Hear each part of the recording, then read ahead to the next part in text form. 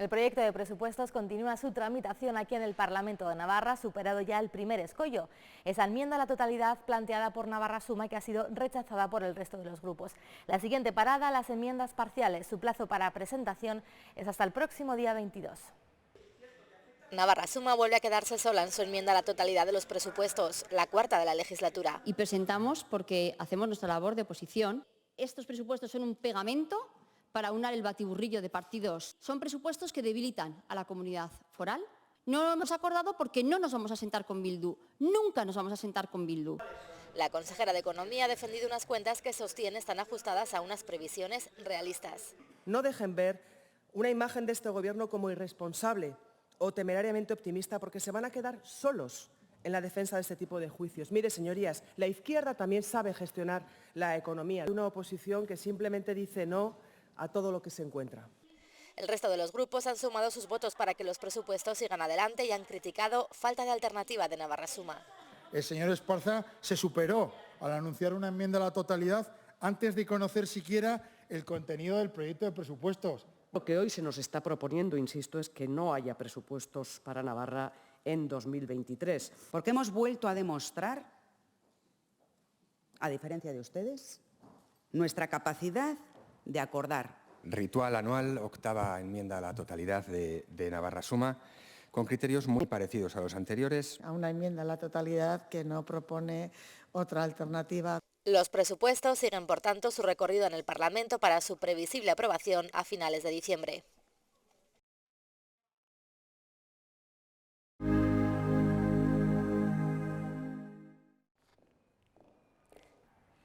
Jorge Aguirre, ¿qué tal? ¿Cómo se encuentra? Bien, muy bien, encantado de estar con vosotros en esta entrevista.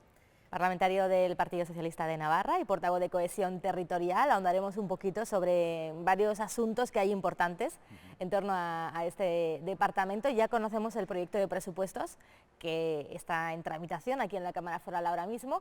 ¿Está satisfecho con la partida que se va a destinar a Cohesión Territorial? Sí, la verdad es que es un presupuesto en general que afronta los retos que tiene Navarra, las necesidades que tiene la ciudadanía, y en cuanto al Departamento de Cohesión Territorial que tú me planteas, es un presupuesto bueno que tiene partidas para infraestructuras, para todo lo relacionado con la movilidad sostenible, y también que pone también el foco en las entidades locales que nuestro partido también le da bastante importancia, y por lo tanto yo creo que es un presupuesto en esa materia, en ese departamento que afronta muy bien el futuro de Navarra. ¿Va a tener, por lo tanto, el departamento ese dinero para el plan de carreteras, que Navarra Suma sigue asegurando que no es viable?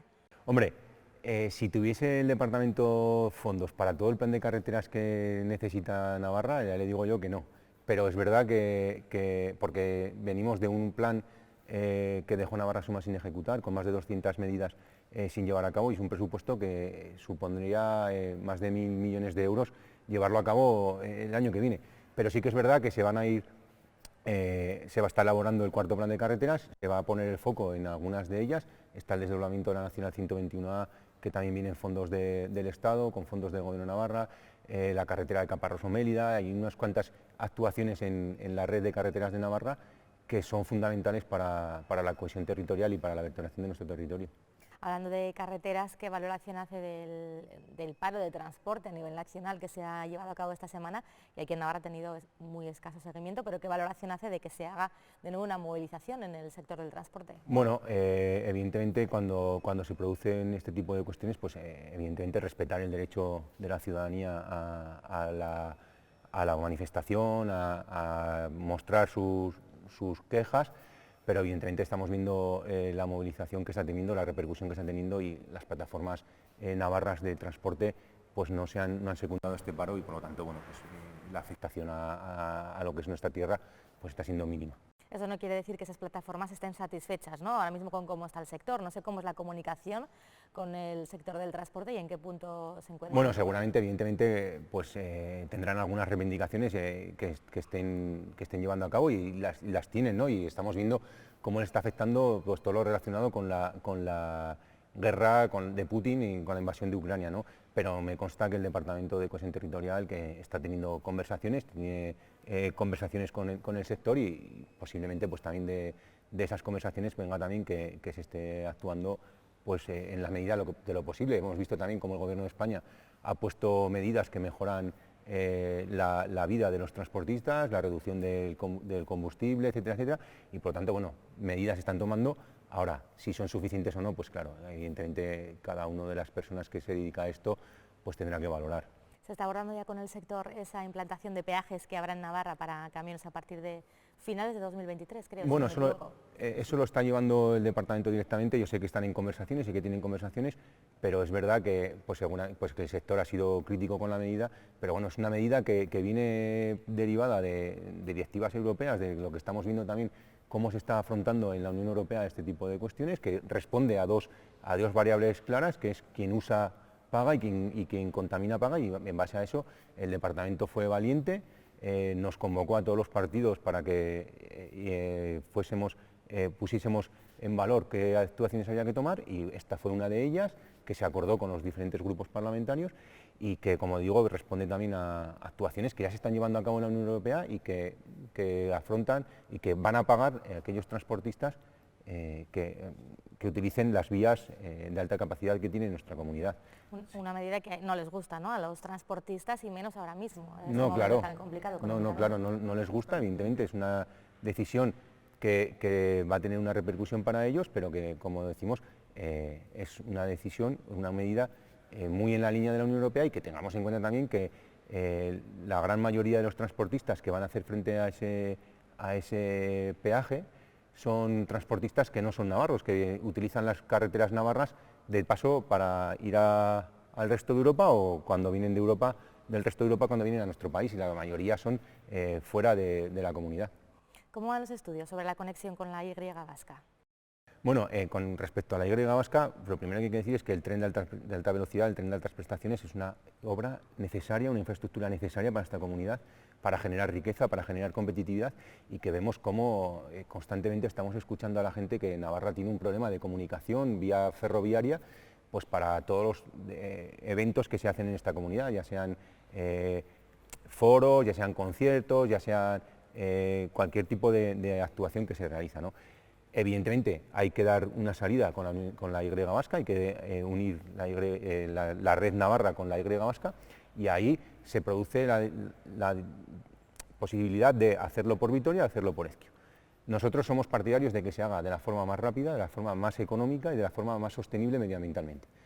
Y lo que no compartimos es tomar una decisión a la ligera, ¿no? Es decir, lo vamos a hacer por Ezquio, sin haber hecho un estudio de las repercusiones que puede tener medioambientalmente, por ejemplo, en los túneles que hay que hacer en la Sierra de Aralar, ¿no? Y con unos mínimos estudios se quiere tomar una decisión. Para hacer los túneles de Belate se han hecho muchos más estudios, con menos kilómetros de túnel, que los que se pretendían hacer para ver si Ezquio era viable o no era viable. Estamos hablando de un túnel en cada sentido, es decir, uno hacia Ezquio y otro de Ezquio hacia Navarra, hacia Pamplona, que suman casi 50 kilómetros de túnel en la Sierra de Aralar, ¿no? Entonces, creo que hay que ser más prudentes en ese sentido, hay que analizar bien toda la situación. Hemos visto cómo hay técnicos que ponen en cuestión esa decisión, y lo que nosotros planteamos es que si nos vamos a lanzar a una piscina, menos saber si hay agua, ¿no? En ese sentido hay que estudiar, hay que hacer esos análisis oportunos, y por lo tanto esa es la vía en la que está trabajando el departamento y que nosotros creemos que es la mejor. Y luego, en base a eso, el Gobierno de España, el Gobierno del País Vasco y el Gobierno de Navarra tendrán que tomar la decisión de cuál es la mejor de las alternativas. Entonces se tomará una decisión cuando ya se sepa el resultado de esos estudios. Claro. Y si esos estudios ven viable esa opción o la ven como mejor, entonces se apostará por hacer la conexión con Ezquio. Es que nosotros no hemos decidido, no hemos dicho que tenga que ser por Vitoria o tenga que ser por Ezquio de ninguna manera. Es verdad que en algún momento se ha planteado la posibilidad de Ezquio, pero viendo la situación que tenemos, ahora hay que analizarlo bien, y luego serán los organismos competentes quienes tendrán la capacidad para decidir cuál es la mejor de las alternativas. Decía usted que apuestan por la opción más rápida, más sostenible y más económica, ¿no? Pero también hay que tener en cuenta que conecta mejor con el resto de Europa, ¿no? Desde luego, por lo menos su socio, Geroa y varios expertos son muy críticos con que se elija esa opción de Vitoria, porque dicen que Navarra quedaría un poco descolgada. Bueno, yo ahí no estoy de acuerdo, o sea, es decir, es verdad que por Ezquio tendríamos la salida a San Sebastián y saldríamos a Francia, pero no es menos cierto como que vemos también como hay otras personas, otros técnicos que te dicen, sí, sí, pero por Vitoria también puedes salir a Francia y por Vitoria te da salida a Castilla, León, Cantabria, Galicia, Portugal, Madrid. Entonces, claro, es cierto que por Ezquio sales más rápido a Francia, o puedes salir más rápido hacia Francia, pero igual no tienes la capacidad para desplazarte a otros lugares con la misma facilidad, ¿no? Entonces, todo eso hay que ponerlo en esa balanza que yo te decía antes, ¿no? Lo económico, lo sostenible y la rapidez en ese sentido. Es decir, no queramos ir por Ezquio y cerremos las puertas a otros sitios, o no vayamos por Vitoria y nos cueste muchísimo más en tiempo, lo que sea. Todo eso hay que ponerlo en la balanza y cuando se tenga toda esa información será el momento de decidir cuál es la mejor opción, ¿no? Ahora mismo, sin tener toda la información, es muy complicado tomar una decisión. Sin embargo, Ezquio era su primera opción, ¿no? Sí, es verdad, en el programa electoral aparecía Ezquio, pero no es menos cierto que cuando llegas a gobierno, cuando llegas a tomar te toca tomar este tipo de decisiones, tienes muchos más elementos encima de la mesa para contemplarlos. Es decir, quedarnos estáticos en una decisión porque se dijo en un momento determinado sin haber tenido, y ahora cuando tienes toda la información, quedarte ahí, pues yo creo que es más responsable, teniendo tiempo hasta que llegue la obra a esa zona, teniendo tiempo, es más responsable poder hacer todos los estudios que son oportunos, todos los estudios que todos los técnicos están planteando, o la mayoría de los técnicos plantean que hay que hacer. Yo creo que es más oportuno hacer eso, tener toda la información y luego decidir. Si es Ezquio, pues será Ezquio, y si tiene que ser Vitoria, será Vitoria. En ese sentido yo creo que hay que ir avanzando en tener toda la información disponible y toda la capacidad de tomar la mejor decisión para que esa obra, cuando se haga, no nos encontremos con problemas luego a la hora de ejecutarla o de llevarla a cabo. El debate está centrado ahora en esta conexión con la Y vasca, pero lo que la ciudadanía quiere saber, o las empresas, es cuándo podrán utilizar esta infraestructura, ¿no? Cuándo el tren de alta velocidad o de altas prestaciones será una realidad, porque llevamos años hablando sobre ella. Sí, la verdad es que es una obra muy grande, es una obra muy compleja, y es verdad que hemos visto como con gobiernos de UPN pues se decía que en el 2012 iba a llegar el tren y no ha llegado. Entonces, poner una fecha a este tipo de obras, una fecha concreta, es muy complicado. Lo que sí que es verdad es que esta legislatura se ha ejecutado la mayor parte de la obra que se ha hecho en Navarra, ¿no? En esta legislatura es cuando más impulso económico se ha dado a esa obra, y siguen llegando fondos, y estamos viendo cómo van a llegar fondos europeos, van a llegar fondos del Gobierno de España para ejecutar esta obra, y nuestro compromiso es que esta obra sea una realidad.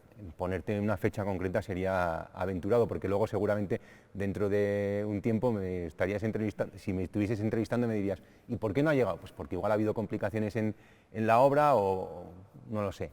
Poner una fecha concreta es complicada, pero nosotros queremos que sea una realidad lo antes posible. ¿En qué manera se va a ayudar o se está ayudando a las entidades locales para hacer frente a toda la subida de precios y a todas las dificultades que también se están encontrando? Bueno, la verdad es que el Departamento de Cohesión Territorial, antes de toda esta situación que estamos viviendo con la guerra de Ucrania, la subida de precios, de costes, etcétera, ya tomó una decisión que fue para nosotros, para el Partido Socialista, una decisión valiente, una decisión importante y que ponía el foco, como he dicho al principio, en las entidades locales, y fue la mejora de la financiación para todos los ayuntamientos de nuestra comunidad. Una financiación que no estaba teniendo en cuenta determinadas situaciones reales de los ayuntamientos, la población que estaban teniendo. Había ayuntamientos que habían crecido en su población y no se tenía en cuenta, y el Gobierno, el Departamento de Cohesión Territorial, hizo un trabajo extenso, hizo un análisis profundo de la realidad de los ayuntamientos, de las competencias que estaban asumiendo, de determinados gastos que estaban incurriendo, y mejoró ese proceso de financiación de las entidades locales. Lo que provocó que llegase una ley a este Parlamento, y en la tramitación de la ley y en la negociación con los diferentes grupos se pudiese mejorar, e incluso se viese aumentada esa financiación, y ahora los ayuntamientos van a ver incrementado su presupuesto, o sea, su financiación el año que viene en lo que es el IPC más 2, y estamos teniendo unos IPCs muy altos. Estamos hablando de que pueden ver mejorada su financiación en más de 30 millones de euros en el 2023 respecto a 2022. Ya 2022 mejoraba con respecto a lo que había, y ahora vamos a ver cómo mejoran esos fondos, ¿no? Por lo tanto, yo creo que es una financiación muy buena, una mejora sustancial en sus necesidades, en su capacidad para afrontar todos estos retos que tienen por delante, más allá de que se han tomado otras decisiones con otros fondos que se han ido poniendo encima de la mesa para las entidades locales y que yo creo que van a ver el 2023 con mucha mejor perspectiva de la que hubiesen tenido si el departamento no hubiese afrontado ese reto. Usted es de Fustiñana. ¿Qué tal es la relación con la Ribera y entre el Gobierno de Navarra y la Ribera? Porque hay una cierta sensación generalizada, una cierta denuncia por parte de algunas personas, ¿no?, de algunos representantes municipales que dicen que este Ejecutivo se está olvidando de esa zona de Navarra. Bueno, parto de la base de que cuando dices algunos creo que es más uno que algunos, ¿no? El alcalde de Tudela. El alcalde de Tudela, evidentemente. Mira, la relación de la Ribera con el Gobierno de Navarra, yo creo que si echamos la vista atrás siempre ha sido de que los gobiernos no apuestan por la Ribera. Yo creo que esta legislatura eso no se puede decir. Es verdad que algunos, que en este caso, como tú planteabas, están haciendo su actuación política en base a confrontar con el Gobierno de Navarra. Yo creo que es un error. Yo creo que es mejor ir de la mano del Gobierno de Navarra, ir avanzando en las reivindicaciones que tienen los ayuntamientos y los pueblos de la Ribera, e ir juntos se consiguen más cosas que confrontando. Porque si luego miras la política real de lo que está pasando en la Ribera, pues vemos cómo se va a mejorar el hospital y se va a crear la unidad de hemodiálisis, cómo se ha arreglado el puente de Tudela, de acceso a la ciudad de Tudela, que supone más de 1 millón de euros que ha pagado el Gobierno de Navarra. Estamos viendo cómo se van a hacer las inversiones en la zona del horno de Coscolín, que es conocido en Tudela. Estamos viendo cómo se va a llevar el doble grado de fisioterapia y ciencias del deporte a Tudela. Vemos cómo se ha mejorado la financiación de Tudela, con lo que comentábamos antes de la mejora de la financiación de las entidades locales, como vemos en el último gobierno de Yolanda Barcina, con Javier Esparza de consejero de Administración Local, creció su financiación en el Ayuntamiento de Tudela 45.000 euros, y sin embargo estamos viendo cómo esta legislatura el Ayuntamiento de Tudela ha visto mejorada su financiación en una cantidad, pues creo que era, bueno, en una cantidad inmensa. Estamos hablando de que pasamos de unos 10 millones en el 2019, 10 millones de euros que estaba cobrando Tudela, creo recordar, aproximadamente, a casi 15 lo que cobrará en 2023. Estamos hablando de que en una legislatura ha crecido casi un 50% la financiación o más de un 50% la financiación del Ayuntamiento de Tudela, frente a los 45.000 que subió en el último gobierno de Yolanda Barcina con Javier Esparza de consejero. Por tanto, algunos quieren que les demos el título, cuando nosotros lo que estamos haciendo es poner recursos, poner inversiones en la zona de Tudela, en la zona de la Ribera, y no solo en Tudela, ese es el caso más paradigmático porque es la ciudad más grande, pero estamos viendo cómo se están haciendo inversiones en muchas localidades, ¿no? Yo creo que desde una perspectiva como ribero, como decías, de Fustiñana, creo que Tudela lo que tiene que hacer es liderar a la Ribera, no utilizar a la Ribera para su beneficio propio, y yo creo que su proyecto debe ser un proyecto más amplio, más ver a la Ribera como algo que nos une a todos los que somos de esa zona, ver a la Ribera como algo que debe ser para que todos crezcamos y todos tengamos un buen desarrollo, y no querer utilizar a la Ribera para confrontar y para aprovecharse de ella, ¿no? Yo creo que ahí, bueno, pues evidentemente algunos quieren que les demos el título, pero nosotros frente a eso apostamos por inversiones, apostamos por mejorar la financiación, y es lo que está viendo esta legislatura. Ya sabemos que es de Fustiñana. Vamos a intentar reconocer algún detalle más sobre su vida privada, por ejemplo, algún gesto ecológico que haya incorporado en su día a día. Bueno, más allá de todo lo que es el reciclaje de los diferentes materiales que tenemos todos en casa, en diferentes contenedores, etcétera, etcétera, pues es verdad que con mis hijas, que son muy defensoras del medio ambiente y todo esto, pues vamos viendo pues, el tipo de residuos cero, de utilizar el menor plástico posible. Cuando preparamos los almuerzos para el colegio, para el instituto, pues que vayan envueltos en los boca and rolls que ellos llaman, para no utilizar papel aluminio, pues ese tipo de cosas. En muchos casos he de reconocer que vienen empujadas por mis hijas, que son las que ahora mismo tienen una conciencia medioambiental mucho mayor que la mía, ¿no? ¿Alguna receta estrella?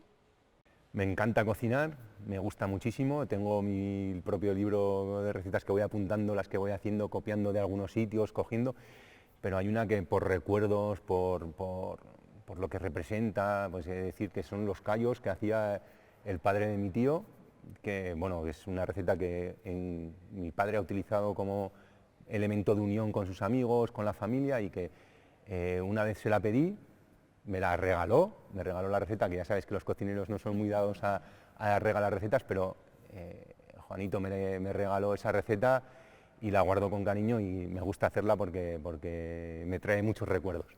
¿Se considera feminista? Mucho, sí.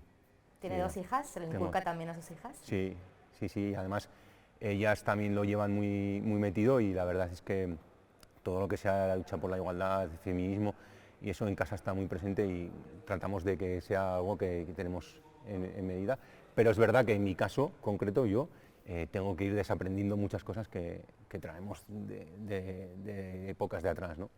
¿Un viaje pendiente? Pues sí tengo pendientes varios. A mí no es que me guste especialmente viajar, pero sí que es verdad que en casa hemos hablado muchas veces de visitar Londres con mis hijas, y mi mujer le gusta mucho, pues es músico y le gusta mucho todo el tema de la música clásica y tal. Viena y Londres te diría que son los viajes pendientes, pero más por ellas que por mí, que a mí no es que me guste especialmente viajar. No sé si lleva tatuajes, ¿tiene tatuajes? ¿Alguno que tenga en mente hacerse o que le gustaría hacerse?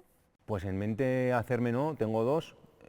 O sea, me rondan muchos en la cabeza, pero no tengo previsto hacerme ahora, pero sí llevo dos tatuajes que están muy vinculados con mi familia, con mis abuelos, sobre todo. Uno en el pie izquierdo, que es una frase que decía mi abuela cada vez que nos juntábamos.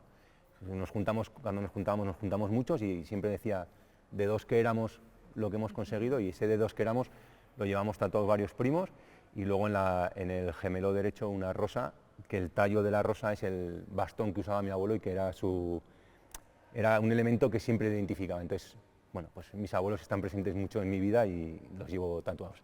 Jorge Aguirre, gracias por estos minutos. Muchas gracias a vosotros.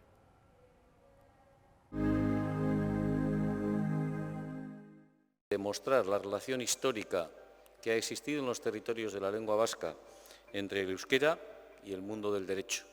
Pero el mundo del derecho no entendido probablemente como lo entendemos nosotros hoy a la altura del primer tercio del siglo XXI, sino el mundo del derecho entendido a lo largo de la historia como el mundo de las relaciones entre las personas, de las que surgía una serie de efectos. Y en ese mundo, incluso a nivel oral, el euskera siempre ha estado presente. Creo que nuestro compromiso, el de todos, tiene que ser más amplio, tiene que lograr que entre todos seamos capaces de articular ese mundo jurídico común desde el punto de vista del euskera y hacer que el euskera como lengua cooficial no sea solo objeto de traducción, sino también de creación. Ese es un camino largo, es un camino difícil, es un camino que a otras lenguas les ha costado siglos, es un camino que nosotros vamos haciendo poco a poco, y sin la colaboración de todos y sin el trabajo de todos, pues va a ser difícil que podamos tener un instrumento ágil y eficaz para poder expresar ese mundo a veces oficial, otras veces de las relaciones jurídico-privadas, lo veremos aquí en la exposición, que todos queremos dentro del progreso social del euskera, también para el euskera. Acabamos de hacer un gesto en este mismo atrio de la sede del Parlamento Foral para que el euskera siga avanzando. Avanza en Navarra, a pesar de todo, aunque a veces su utilización en la calle no sea acorde con su cada vez mayor dominio por parte de la población. El Parlamento de Navarra, como institución que representa a toda la ciudadanía de nuestra comunidad, tiene que participar en iniciativas como esta exposición que hoy presentamos y que pone en valor nuestra lingua navarrorum y su importancia en el derecho escrito y en nuestra historia,